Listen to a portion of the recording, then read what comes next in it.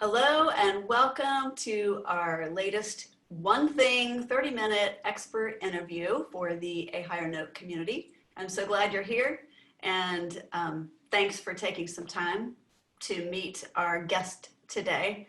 And today's guest is someone that I've looked forward to meeting because I feel like I've known him for years, even though he hasn't known me. That's what happens when you're a YouTube phenom. So our guest today is a YouTube yoga and Pilates instructor. His name is Sean Vigue. And the reason I asked it, because you might ask yourself, well, why is she having a yoga instructor on a singing, having a singing discussion? There's a couple of reasons. One is that yoga is a huge part of my singing practice. It is a huge aspect of both my warm-up and my cool down and my calmness in performing.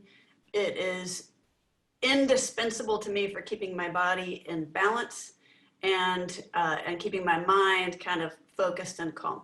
So that's one reason, but also, as I have followed Sean for these many years, that it comes out because he talks a lot during his practices and is very funny, and he sang. I began to first hear him say things in German and sometimes in Italian, and he would then start to sing random arias, well, seemingly random, and I was like, this guy sang. Okay, so follow him more, and yes, it turns out he was actually a professional singer in a number of theaters and opera. So hence the connection between these expert interviews and inviting a yoga and Pilates instructor. As with most people, there's often more than meets the eye when you first meet them. They have one thing that they're doing, but they have a totally another life, so to speak, and that culminates to make them who they are. So I want to welcome Sean Vigue, and I'm going to put it on gallery view so everybody can see him and me. Hello, Sean, welcome. Hello, oh, no one could see me yet? Shoot, I was smiling the whole time. I think the actor in me is like, oh, I'm on camera. Okay, here we go. Gotta sit up nice and tall and that's right. Look right at the camera. I know. So yes, but I think they could see you in the little tiny box, but okay. I don't know. We'll find out. People let us know. So I was behaving. I was good. Yeah, very good. I appreciate that. Sean and I are going to talk through a number of our normal questions, and then I have a couple of like auxiliary questions for him regarding yoga and singing and maybe just fitness in general and singing. But I mean, for me, I don't do as much Pilates as I do yoga. Although I did start out doing Pilates a long time ago. So Sean has so much to offer in everything that he does. You will find as we progress today that he is exuberant, joyful, knowledgeable, and just fun to be with. And so you know now he's got a YouTube channel. All that information is gonna be either like down here or over there or somewhere. So it's all going to be there for you, and I want you to check him out and join him. But let's find out more about Sean today. And so Sean, we'll have our prescribed questions, and then we can launch into other stuff too that you might want to talk about. And just so everyone knows and is reminded, we try to stick to under 30 minutes. That's why we call them One Thing 30-minute expert interviews, not 4-hour interviews. Ooh. And the one thing is our theme, like what's one thing that this, what's one thing that that. So here we go. Our first question, is there one thing, Sean, one thing, a statement, a concept, a compelling message, anything like that, that is something that you learned or received at some point that you can point to and say it compelled you to perform or sing or drove you into performing or singing. And so I'd love for you to answer that.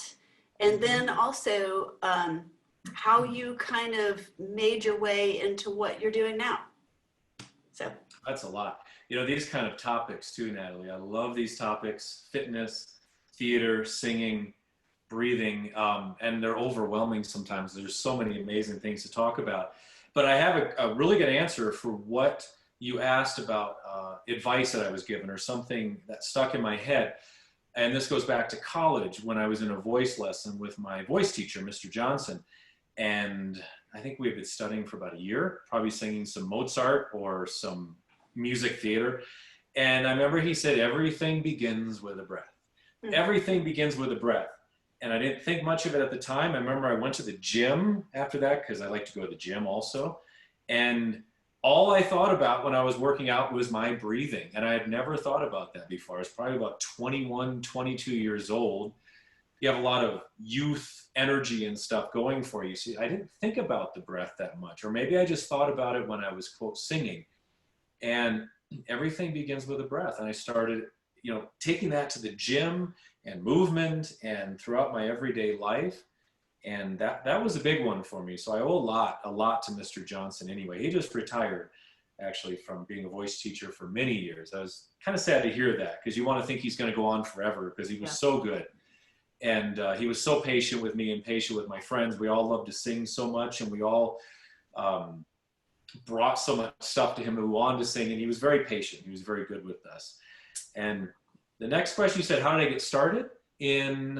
How was there a compelling thing that drove you to, well, you know, first into singing and performing, and and it sounds like because you were already in singing lessons in college, and I know you were already singing at that time, and I think you started singing professionally very shortly, Pretty young. right upon graduation, right? Yeah. Before that, well, growing up, I was a ham. You know, I was just talking to my wife about this too. I asked my wife, I said, what were your favorite subjects in grade school? And she said, like math and stuff. I said, well, I liked everything, but I loved when we would do some drama, theater, whether it was in a class or in front of in the auditorium, in front of everybody, like all the students and all the parents.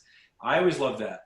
Another thing I always did is I started in 1984 doing home videos. My parents got a camcorder, and I loved to do home videos. I liked to perform. I would do solo stuff. Friends would come over, friends would stay overnight, and we would always like, well, if you stay overnight, we gotta film. It was always some interview show. We ended up like with cap guns shooting each other and running around the yard. This was in Wisconsin. So that was a big one. And then getting in high school, doing high school musicals. We did South Pacific and we did Oklahoma, and loved it. That was we would rehearse in May and perform in June. So it was in the summer. And it was all of us, me and all my friends. A lot of us were jocks. Everybody came together and put together a show, and it was so much fun. And we'd have 500 people there a night. I loved that. And then I got into college, and I was in choir, and we were singing in the chapel, I remember. And Mr. Johnson, again, my voice teacher, had us each go down the line and sing like some kind of note, like a C. And he had never really heard me sing all that much. And I did that. I remember he goes, ooh, what resonance. And then he talked to me later on, and we started doing voice lessons. And my first singing gig was, I was 19, and it was Rodgers and Hammerstein's Cinderella. Do you know that show? It's not one of their big shows, but I was the prince. I was Prince Charming. I had a clip-on ponytail. My hair was a lot longer. Nice. And I was terrified because I had never sung solo. See, singing was not a big natural to me as much. As I practiced more, a lot of times it was very natural, but at first I had never sung solo. I had not matched pitch growing up. Mm-hmm. I started getting in voice lessons and my pitch got better, but I took piano lessons growing up, but matching pitch was something new for me. And it did go well. The Cinderella thing, I really enjoyed it, but singing came a little rough to me at first. I had the resonance, I had the nasal cavity, I have a good idea of speaking from my breathing from my diaphragm and speaking, from down here and up. But Cinderella, once I did that, then it just started me off, and I switched my major to theater in college. I was initially undeclared. And I was an English major too. I had to drop that because once you start doing theater, you're pretty much doing that full time. You're doing shows constantly. I started doing operas, started doing voice competitions. And then right out of college, even before I was out of college, I was doing professional summer theater in Wisconsin and up in Montana, in Big Fork, Montana. I got up there, and that just started it. And I lived and breathed theater for over 10 to 15 years. That was everything. That's why I like when I do podcasts, when I'm a guest and we start talking about it, because it's a whole huge part of my life that I have not entered into in the last 10 years, really. But once we start talking, it's big. It was a very exciting time.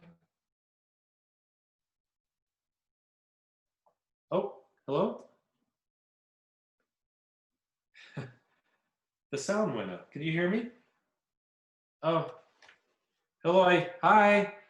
I can't. What happened to the sound? Can you hear me, Natalie? Sorry. Yeah. Sorry. Okay, there you go. Because the air conditioner repair guy just arrived, and Okay. here we've got the whole parade. These your daughters? Hi. Yes. This is Mr. Vigue, girls. Hi. I'm Mr. Vigue, or Yes. Coach Vigue. I was pointing to that one. She's actually done some of your workouts with me, the ones for kids. Oh, good. And some of the ones she'll just come in and, like totally shame me on the adult one.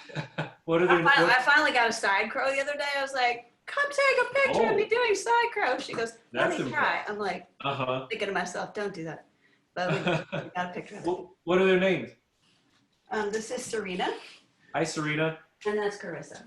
Hi, Carissa. Yes. Good to see you guys. Again, make sure that clicks behind you. Thank you, ladies.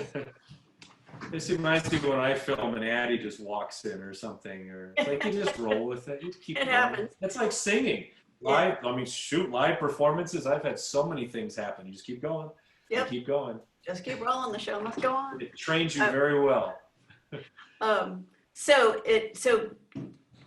would it be fair to say that, I mean, it sounds like Mr. Johnson was really a pivotal person. He kind of called you out in a way and encouraged you to go further with it, like something that was take your raw stuff and develop it into something that really, develop it into an actual, a voice that was more trained and. Yeah, and he was a really good friend too. We used to go out for dinner and stuff, and he directed me. We did 2 operas when I was in school. These were in English. We did The Marriage of Figaro, and I was Figaro. Did I have a clip-on? I think I had a clip-on ponytail for that too. I was a very blonde Figaro. And then we did Magic Flute, and I was Papageno. And he directed those. And I have to, if we're mentioning these, I have to also mention Diane Faust. She was also an instructor. This is at Viterbo University in La Crosse, Wisconsin. Wonderful, wonderful private Catholic university. And Diane Faust is one who music directed me in Cinderella, and she helped me a lot because she knew I was apprehensive and nervous about it. So she was very helpful as well. And I think she retired too. I don't like when teachers retire. You want, as I said, go on forever working with people. But yeah, they were both very, very patient with me, very motivating. That's very cool. And what's the one thing you would say kind of turned you into, not that you really haven't left performing behind, you're still performing, but no, every time that camera's on, it's performing. Focus on fitness. What made you kind of go pro with that, so to speak? Go pro? Well, I always, wherever I would travel to work at a theater, I would always find a gym in the area. I always like to go to gyms and work out, stay in shape, because a lot of the shows I did were very physical. I did a lot of West Side Stories.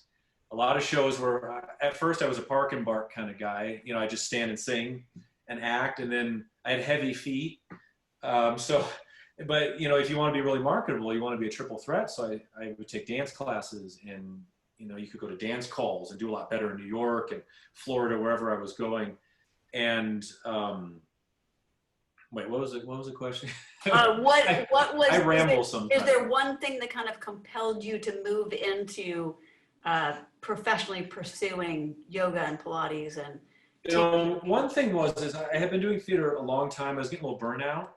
you get a little burned out. Just, I always say the things that I loved about it at first, traveling around all the time, being with different people all the time, after a while that becomes kind of a drawback, because you're yearning for a little more stability. And also I like balance. And I was working in Miami. I spent a lot of time working down there in theater, and forget who brought it to my attention, but I got certified as a personal trainer. I was doing a production of Fiddler on the Roof in Hollywood, Florida, at the Hollywood Playhouse, and I was studying for the ACE personal trainer certificate. Big manual.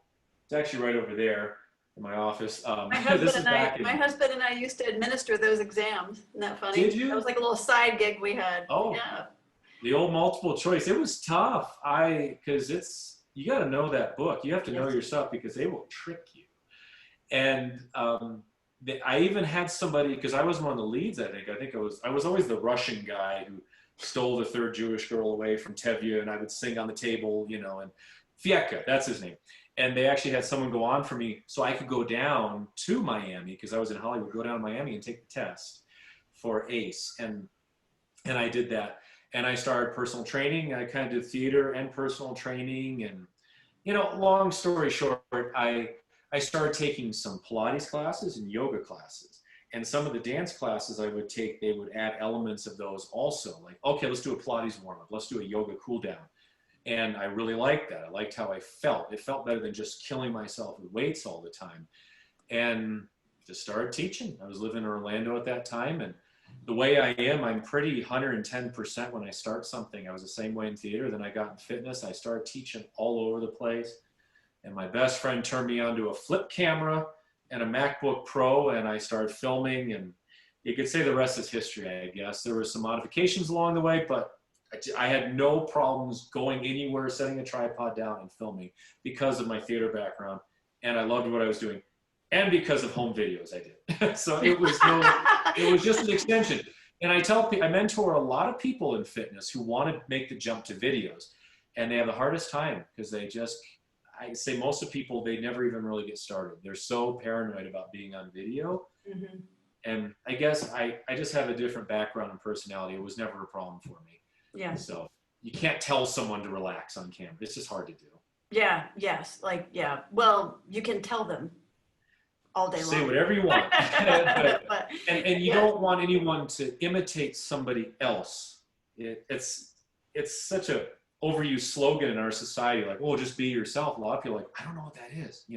How am I supposed to talk? What do I do on the camera? Yeah. And I think the idea that your video can go out to a lot of people can be very daunting. It can be. I've done it long enough. It doesn't bother me anymore. Yeah. Yes. Yeah. You're funny and silly and serious and knowledgeable. So it's I don't know what I am. I'm just who I am. It doesn't matter. You're just who you are. It doesn't matter. And that's what, that's the beauty of the connection point. That's how a person can feel like, they know you. You don't know them, but they know you, and that's the whole point. I mean, online videos are a big menu. It's like going to a restaurant. I always tell people, I'm like, if you don't like what I'm doing, there's plenty of other great people. There's other people out there. Go find someone else. Yeah. Get off my channel.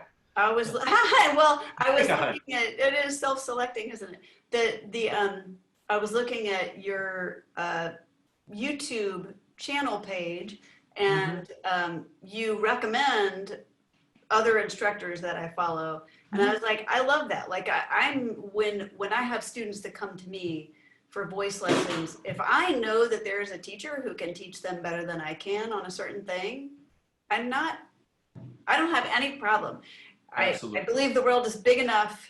There's going to be plenty of students, and for them to have the right fit for them, and for me to have the right fit of students, I think that's so important. So, I have no qualms I get so many comments on the videos, which I love comments. I try to answer as many as I can. And once in a while you get somebody who says, you talk too much. I always say, no, I don't. I talk exactly how much I'm supposed to. That's all I can answer.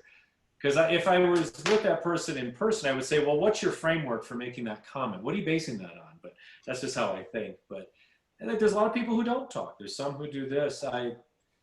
There's so many options out there. We're a little spoiled with the options. It can be a little confusing, but and I've worked with a lot of other people on YouTube that are yoga, Pilates. I've done collaborations with them. I've worked with them, and I just broke my pen.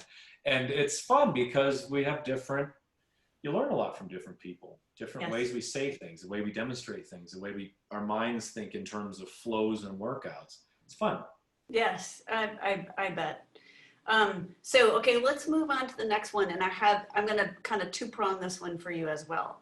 All right. Mm-hmm. So the basic question is, what is one big thing, whether falls under the category of mindset or some specific approach to training, vocal training, that is, a strategy for before, during, or after performance, or whatever, right? Doesn't matter, but something that has shaped your approach to your practice of singing.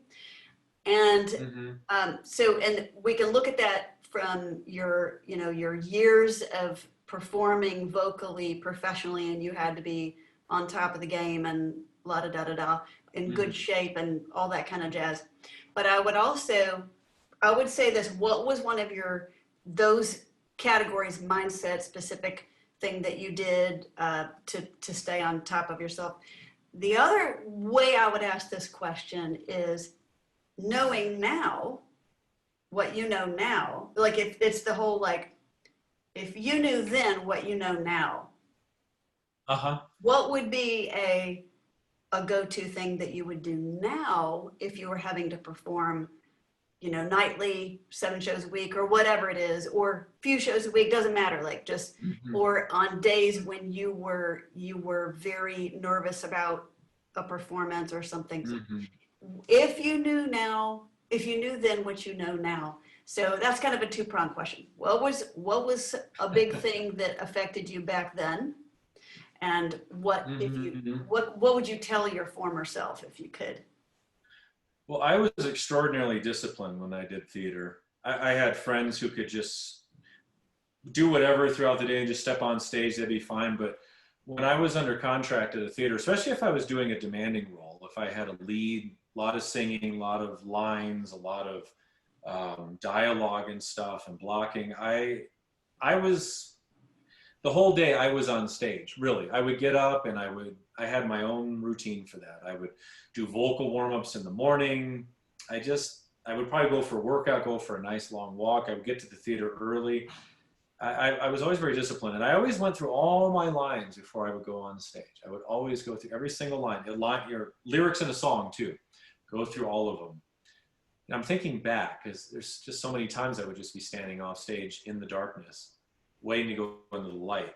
And theater has that, it's such a weird juxtaposition where you're standing there in the darkness, and you're going to step on stage, you're in front of 300, 1,200, 2,000 people, then you step off into the darkness again.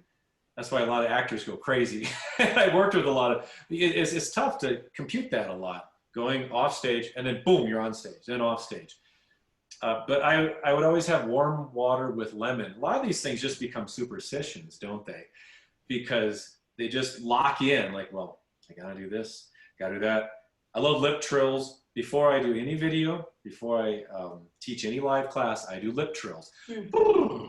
Yeah. Anyone who knows me, my wife, my best friend from theater, Peter, who I met in '96 in Big Fork at the Big Fork Star Playhouse. We still talk every day. They know that, oh, Sean's around, because you hear in the up and down, up through the falsetto down, and taking the deep breaths. I used to swim a lot too because of the moisture in the air when I would swim. I would do that if I was fortunate enough to have a pool at a gym where I was working. But long story short, there's that expression again, but I was very disciplined. I wrote that down, discipline. Afterwards, we had a couple days off, I would relax. But singing and performing is all mental. It's all mental. And if I could go back now, and I don't know if, because I was very pleased with how I conducted myself back then in theater. I did very well. And I don't have regrets, because I just went and did it 110% for so long until it burned me out. And that's pretty good. You don't want to quit when you're still like, I don't know, I shouldn't have done that. I was like, no, I was good. I did it a long time. Yeah. And I would just continue what I was doing back then. Just relax. It's no big deal. I did my best singing and performing when I just didn't care. It's the same with flowing. If you do a workout, you don't go into it thinking, I'm going to do this, I'm going to do this. You come into it really relaxed with a deep breath. You're very grateful for what you can do. You pray beforehand. You thank God like that I can do this. I'm going to go out and have the opportunity to do this. It may never come again, but I'm going to do it right now. I have the same philosophy when I teach, when I film, when I write books. Anything I do is done with that same philosophy all the time. That I'm just very grateful to do it. So I don't know, going back, I would do things very differently. I was very pleased with how my theater career, how it was wrapped up in those 15 years or so. Yeah. Yeah. That's awesome. That is, you're right there. I never really thought about what you just described. There's a lot of things I could pull out of there, but the juxtaposition between being in the dark and then suddenly having not only to be in the light and under the spotlights, but having suddenly to connect, to go from complete anonymity, you don't exist, except in your character, right? The character exists in the movement of the plot, but you don't exist. And then suddenly, not only do you exist, but you have to come out existing in such a way that you are completely connected to your audience, and you're completely connected with your character. I just never thought about it that way. It gives but me it's chills. You're talking about, it gives me chills. When you're talking about right now, I have chills. I'm getting like, woo, because you're always taught, and you come on with energy. You always come on with energy, especially if you're a character. And the only thing the audience should ever know about is what is happening on that stage. They should not know anything that's going on backstage. Anything. They should not see you backstage. They should not see you standing in the wings. For the audience, David Mamet talks about this all the time. I've read a lot of his books on acting. All you do is interpret what the author has in mind. It's all about the audience. So, the actors are usually wearing very bright colors. The technicians who work backstage wear black. And that's a weird juxtaposition too. The actors with the technicians. I always got along great with all the technicians because they were sometimes very refreshingly down to earth about things, and they could share all the secrets with you backstage. But actors, very bright makeup, spotlight, technicians in black, they don't want to be seen. So that juxtaposition was always so fascinating to me. And just standing right backstage, waiting, with whether you're Riff in West Side Story or Papageno or your hero in Forum. I love that role. And then boom, you go on stage and there you are. You're back in that wild river of the performance that's just flowing. Yeah, I like that analogy. We need to write a book. Why don't you? You've got a few out there already. I do. And it's like you want to write about things that make you come alive too. Yeah. Well, you can take this interview and go back and listen to yourself and then start drafting your book. I don't like listening to myself. I never realized it. You don't have to watch. You can just listen. All right, let's move on to the next thing. So what is one thing, Sean, either a concept or a tip or a call to action, let me do all the rest of it, suggested approach to practicing, specific exercise and inspirational thought, etc., okay, connected to your area of particular expertise. So you could address this from the perspective of the professional singer, or even an avocational singer, just somebody who's serious about singing, who's wanting to get better, that you would want to share with singers who desire to get better at their craft and they're currently working on it. And you could also look at this as the whole, well, if I knew then what I know now thing. You could look at it from the perspective of, if I understood myself, my body, my mental space, like everything from my last 20 years of yoga practice. And if I knew that, anything you would like, but what would you say? What's one thing you would say to a person who is working on developing their voice? Well, I can only speak, like all of us, from our own personal experience, and people can have at it what they will. When I was taking voice lessons in college, I wasn't doing my best singing. For me, voice lessons, I felt restricted a lot, maybe because we're in a little room with the piano and everything is under the microscope.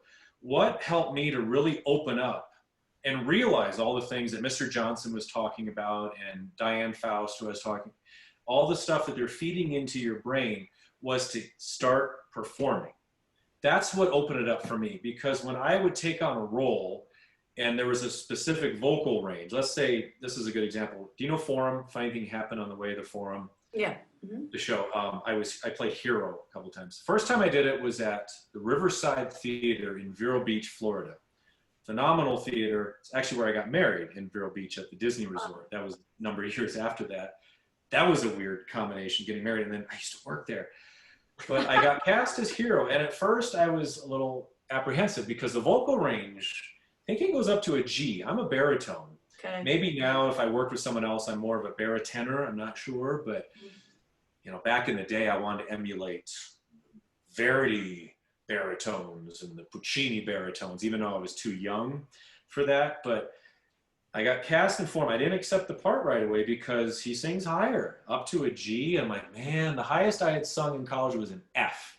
And that was in Marriage of Figaro. It's dun dun dun dun dun dun dun dun dun dun dun. You know, the C'est vous ballard, but it's in English. On my guitar, yes. It's just a real pop note. It goes, yes, like that. Out there, so I practiced it in college going, yes, yes, which sounded silly. But that's as high as I had gone at that point. So anyway, I'm saying too much probably, but once I started doing theater and you get a role and you're like, this is your requirement and you have to do this 8 to 9 times a week for a full house of people in a professional equity cast, you know, with a full orchestra. That, for me, that put everything into practice. Everything I learned and stuff, boom, all of a sudden made sense to me to get out there and do it. So I would say, you know, like with fitness too, if you want to do this, start right now, start filming, start singing more, audition for some shows, get out there and do it, because the theory means nothing. Yeah. Theory means nothing in performance or fitness. Theory in fitness is sitting here saying, yeah, I really need to exercise, instead of going out and exercising. You know, experience trumps everything else. And from my experience, that opened up everything to me. I did some shows where I was thrown into dances that terrified me because I had really danced before. There was a show called High Spirits I did. It's a musical based on Blythe Spirit. And I did it at Seaside Music Theater in Daytona. Seaside went under a few years ago. It was one of the top regional summer theaters in the country, Seaside Music Theater. And it was this dance called a trance dance. And I was terrified because I was a singer, actor. And we went to this rehearsal and everyone else in there, they were amazing dancers. And I remember my partner, I think her name was Jessica. She was very nice, but she was so good. And I probably apologized more than I needed to. But I worked my butt off on that. And I actually, because I enjoyed it so much, I did very well with that dance. But it was like a 15-minute dance. All this Fosse stuff and jumping around. And like, I'm a singer. I act. I did Hamlet, you know. I'm not a Fosse dancer, but yeah, I did it. If I had just sat around and thought about it, I'd never do it. Yeah. I remember my parents came to the show and they said I did it very well, the dance. So they were probably shocked off their gourd. Is that our son? They're like, what's he doing out there? Because in college, I want to sing Verdi and, you know, I want to sing Music of the Night and everything. And I'm dancing my butt off. I love it. Get out and do it. Do it. Yes. Don't think about failure. Failure is just some weird idea. Just do it. You know, you got one life here on this. Do it. Yes. There's a couple, when I work with students in my program, the first thing I have them do is not, well, I mean, I have them start doing exercises, but the first thing that I have them do is do vision casting. And because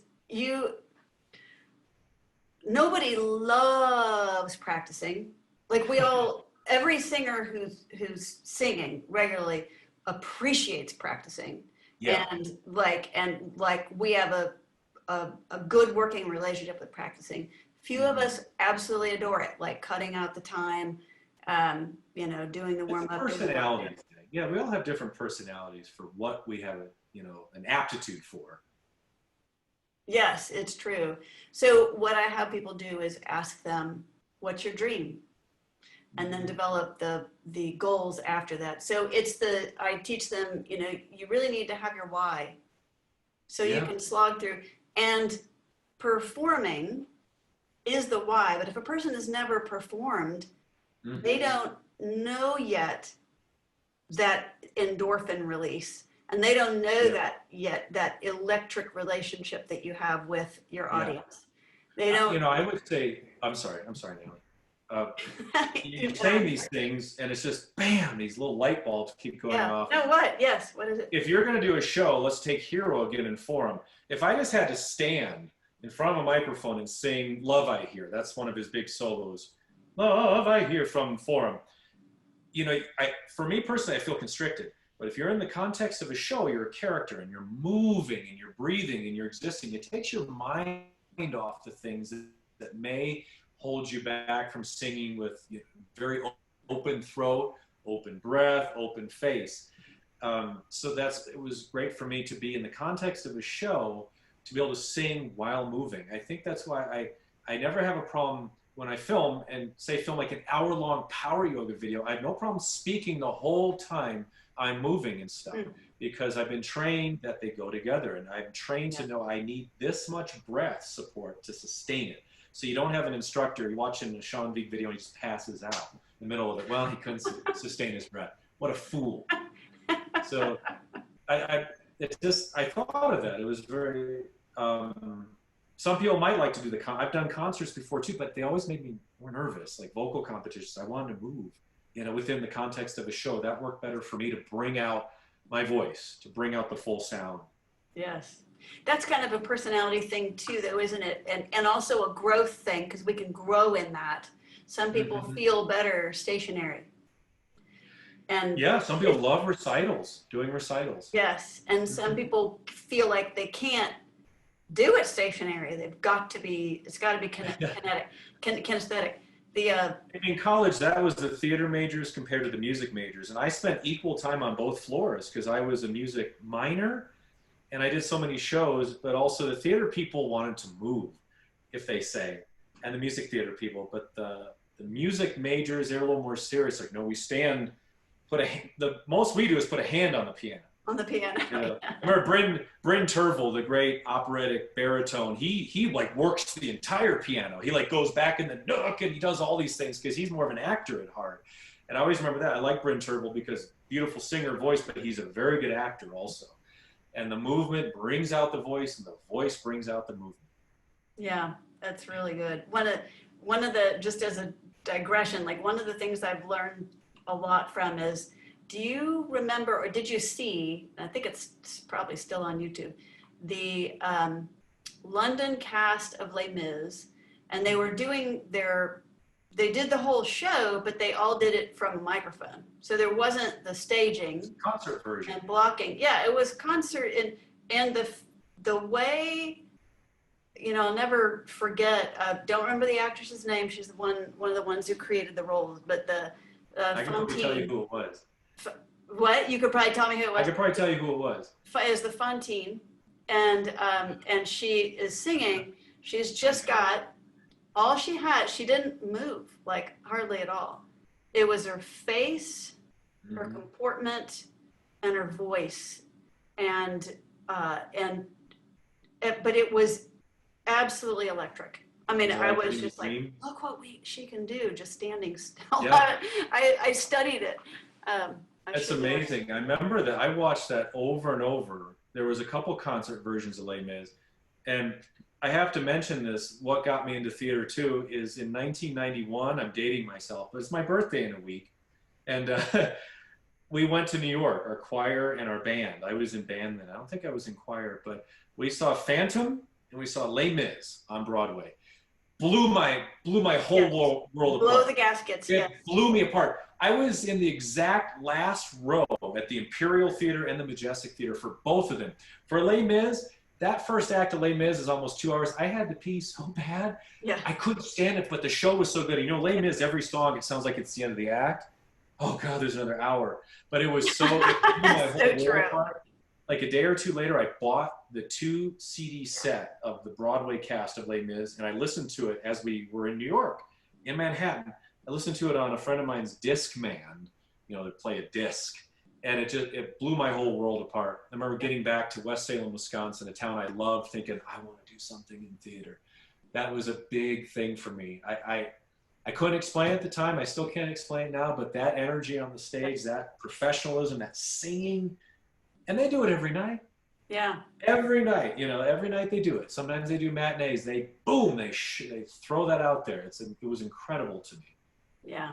Yeah. I might have seen the same tour because it was about 91 that I saw it as well, but in the National Theater in DC when I was living there. Oh, yeah, I And saw some tours of Les Mis too. I The can Woven easily say Stage. it changed my life. I can, Like yeah. Can you easily. sing it from beginning to end? I almost can, I think. Almost, almost. I had mine on two cassette. Yeah. Huh? I had mine on two cassette tapes. My boyfriend at the time took me to the show, and then he gave me the whole show on cassettes. What a good boyfriend. Did he like it? He was good. He was. Did I like the show or him? Did your boyfriend like the show too? Oh yeah, he loved it. He had already seen it, and he took me, Oh, and it was my first really big production. it's a wonderful thing to share together. Yeah. A show like that. He didn't Phantom. last. He didn't Hmm? last, but Les Mis did. No, he was good. Very good guy. Very good guy. And so yeah, that's okay. We have digressed so much. All right, we're so probably past 30 minutes. Okay, let's keep going. What are you working on right now? Are you still doing anything with your vocal practice? And you may or may not be, and it's okay. And if you're not, you can talk about what you're doing with Sean Vigue Fitness. Well, I still sing a lot. We have You sing on your videos. I do. I'll talk, as I mentioned in the bio, I'll toss in some Largo from Barbara Seville, but I've done videos where I've done planks and sang music of the night. You asked earlier, what was your why? And I always want to play the Phantom in Lloyd Webber Phantom of the Opera. That was always a big one. I've sung music of the night at concerts before, and I always want to put the mask on though. It doesn't feel right without the mask. But our son, my wife and I take turns putting him to bed, which I love putting him to bed because we read. He sits on my lap. He's 16 months or 17 months, whatever. He's born February 28th last year. Yes. We read a few books together, and then I put him in the crib and I sing to him at night too. I sing to him all the time. I sing Dean Martin songs to him. I'll sing anything. So that's kind of the extent of what I'm singing right now. I sing in the videos, in the car. What I'm working on is a new book. I've written a few books. This is Pilates for Athletes. This will be out in September, wherever books are sold. The publisher and I, Penguin Random House and Hadley Press, are putting the finishing touches on that. I'm still filming a lot. As far as fitness, it's filming, teaching, writing. Those are the big three that I do. I'm going to start doing live workouts again on my Facebook fitness channel. And I really want to write more books. I've written a few.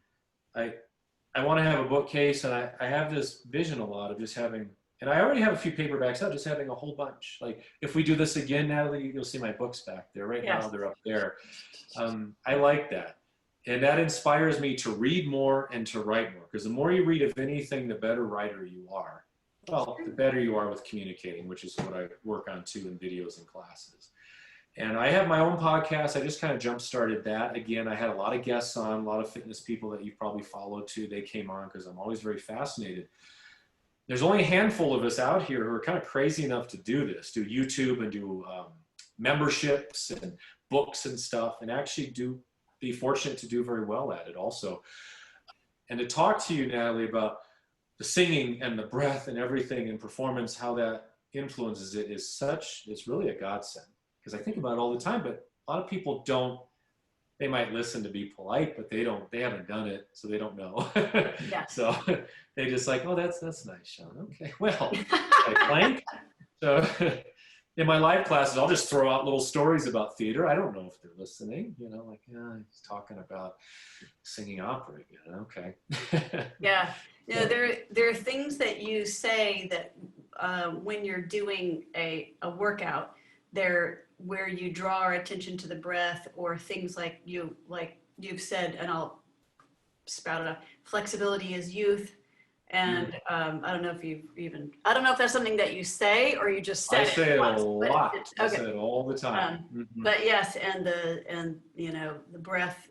You've said stuff like, this is not a direct quote, but like, breath is life, and those kinds of things. So those kinds of things, stick with those people like me who do your workouts and stuff. Well, it separates good singing from bad singing is in the breath, because high schools, so much of the time do Rodgers and Hammerstein. Roger and Hammerstein is not easy to sing. It's just so popular that everyone wants to do it. But Rodgers and Hammerstein singing takes very good breath support. It's long phrasing. The best singers make it look easy, so you think anyone can do it. But if you go back and watch my high school videos, you know, we're all high schoolers. We don't really have that in our heads yet. But good singing, it's, as Mr. Johnson said, God bless him, it starts with the breath.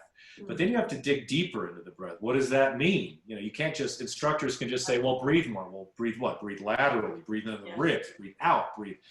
I always say that I breathe the same when I work out that I breathe when I sing. It's the same kind of breathing. It's the pooch. It is. It's a diaphragm breathing. It is diaphragmatic. Yes, yes. All right. I'm breathing right now.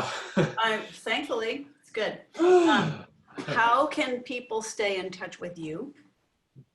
Well, the easiest, go on YouTube and type in Sean Vigue Fitness, and you can find my YouTube channel.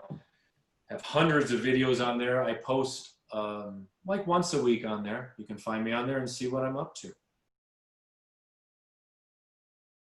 So the final thing we could talk about today, or we will talk about today, is, Sean, do you have something to give to those who are watching this interview and getting to know you a little bit more? Do you have something for them, exclusively for them today? Absolutely. What I'm putting together it'll be a quick 5-minute video of 3 exercises / stretches that I do before I sing. These date back many years ago doing theater, but 3 little things that I would do to really open up the breath, open up your body, relax your body, and get you ready to do your best singing. And it's all body weight stuff. No weights, no machines. Something you can do like that. That's awesome. That's what you always say. Love it. You always say, like, body weight, body weight. Body weight. Do it anywhere, anytime. People say, well, I can't do it. I'm like, just need a space. But however tall you are, just need a space. Yeah. And it always reminds me of the line from Kindergarten Cop when he goes, stop whining. So do it. Stop whining. No, stop whining. Start now. Do it now. Do it now. Do it. You know, and that's a big one. Oh, this isn't for beginners. I hear that a lot in videos. I'm like, well, how many times have you practiced it? Have you practiced it? You expect to master everything right away? I can't. I'm horrible at physics. I can't master physics right away. I'd have to take years. I'd never be able to master it. So. Something there's 2 things you've just said that harken back to things that you've spoken about in this interview today. One is, put yourself in the position of having opportunities that you have to live up to. Like you didn't say just do it, but you basically said to people, do it. Start singing, start performing, give yourself something. Do it. One of my mentors calls it hair on fire. She's a marketing mentor. She says, hair on fire marketing. She's like, launch the thing and then you're going to get it done.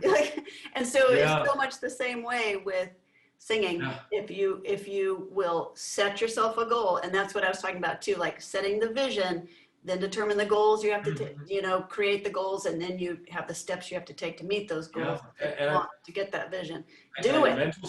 The mental state, rehearsal compared to performance is very different. Performance means you have to perform. You have to put it out there. Rehearsal is very different. Rehearsal has a little safety to it. But in life, getting yourself out there, scaring the hell out of yourself a lot is very healthy. It's very healthy. Opening night, I was always nervous opening night. Even if I knew myself, because the electricity of a live crowd and that feeling in the air, you cannot compare it to anything. But you're scared. You're a little scared. You get out there and you do it.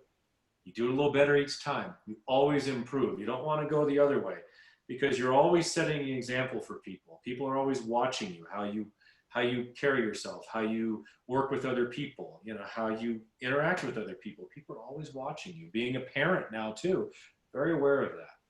Yeah. I just think, okay, Dane, my son Dane, I got to do this. I'm going to stay up a little later and work on this book or work on this. It's a great motivator. I want to set a great example. Like, God bless my parents aren't here anymore, but that they were the same way, encouraging, and I looked up to them in so many ways. And I have to do the same for my son and anyone who who chooses to follow me. I'm very grateful. I don't want to dip. I want to keep getting better. Yeah. Yes. And we're only human. Doesn't happen all the time. But we can try. No, but we keep moving forward and keep Yeah. striving. Thank you so And much. I'm on an exercise ball, by the way, so don't think I'm Yeah, just so jumping up and everybody, down. I mean, it I is. mean, Natalie knows that, but we, us singer fitness people, we sit on and we do all this core work while we're working on the computer. It's true all the time. So, all right. Thank you so much, Sean. I want to say thank you to you for your time and for sharing your energy and enthusiasm and the things that you learned in your singing career, in your fitness instruction career. It's all so good and so helpful. And I appreciate you having, singers in mind and spending some time with the Higher Note community to share the things that you've learned. Thanks. Thank you. My pleasure. If I can help somebody out the way many people have helped me, that's fantastic. I know that's right. All right. So everybody take care. And thank you so much for spending some time with us on this interview.